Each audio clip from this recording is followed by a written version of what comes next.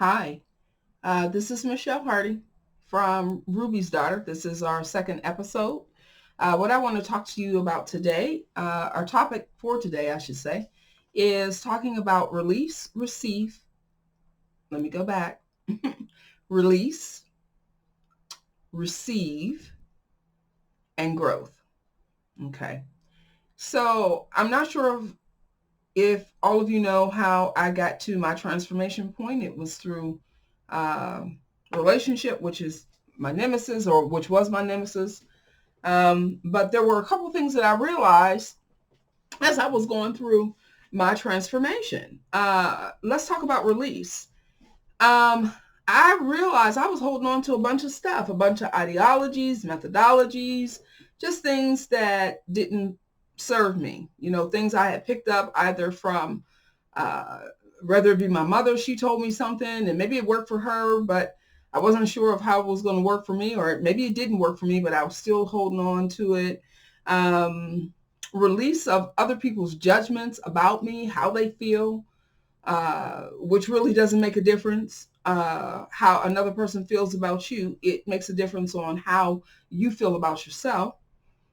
And then release of judgment of me, judgment of others, just all sorts of stuff that was keeping me bound. And I had to realize that in order for me to get to my next point and to the next level of my life, to grow, right? I had to release some of that stuff. I had to release the harsh judgment of self. I was being way too hard, way too critical on myself, in areas that I shouldn't, that really didn't make any difference. I realized some of those standards also went to other people. I expected for other people to do exactly what I did. That wasn't right, because they're not me. They can do what they want to do with their lives, and I can do what I want to do with mine. I want to encourage you to do what you want to do with yours. So release some of those judgments. Don't hold on to that. Don't be hard on yourself. Stop being hard on others. In order to get compassion, you have to know how to give compassion. Release some of the things that the expectations of others. The only person that you can really expect something from is you. You're the only person that you can control. I realized that I didn't know how to receive. I was used to giving, right?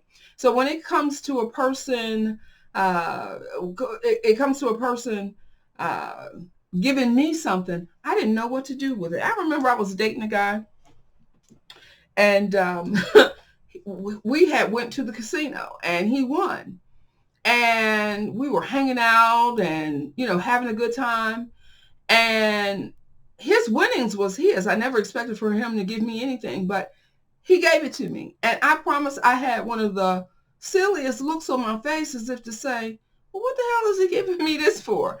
It wasn't that I needed it. No, I did need it. Do I have my own money? Yes. But I realized I wasn't able to receive. I didn't know what to do with um, the things that other people wanted to give me. So when I didn't know what to do with it, I put my hands up, like, oh, what you doing that for? You want something? What you want? And that wasn't necessarily the case. We were dating, we were going out. It was nice of him to offer. And what I really should have said was thank you, because that was extra money. And I kind of got a little attitude about it. So when you're used to giving, or when you're used to being taken from, and no one else is pouring into you, or you're receiving, it makes it very hard for you to accept gifts, uh, kind words, whatever the case may be. You don't know what to do with it, so you are defensive against it. If you're not used to receiving kind words, here's what I want you to do. Nobody's pouring into you. You need to get up every morning and tell yourself how beautiful you are, or how handsome you are. It's important that you hear that, and it's more important that you hear it from your own ears versus you hear it from someone else. It's nice when someone else can pour into you and give you a kind word or a kind gesture. but I can tell you it's even more important for you to do it on your own. So in order for you to give, you need to learn how to receive. And if the word that you're receiving or the gifts that you're receiving only come from you, that's okay too, because you need to learn how to give yourself those things. And when someone else does it, you will appreciate it just as well. This is all part of growth in whatever it is that you're doing. If you are holding on to things, everything builds and leads to one thing leads to another. So the release of things that no longer serve you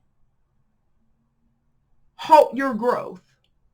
If you don't know how to receive, even from yourself, it halts your growth. And growth is something that you need in order to go on to the next places within your life. So I want to encourage you today to release those things that no longer serve you, to learn how to receive, even if those things are just from yourself. Say kind words to yourself, buy yourself flowers, do things for yourself that you would expect others to do, so that when they do it, you can be grateful in your heart for someone else doing something for you, and realize that all of this is part of your growth.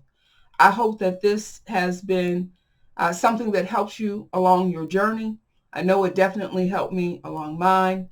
I'm always honored to share my life stories, because I know that if I suffer from it, someone else suffered from it as well. So I want to thank you for allowing Ruby's daughter to come before you and give you something for your journey. Thank you, and have a good night. Bye-bye.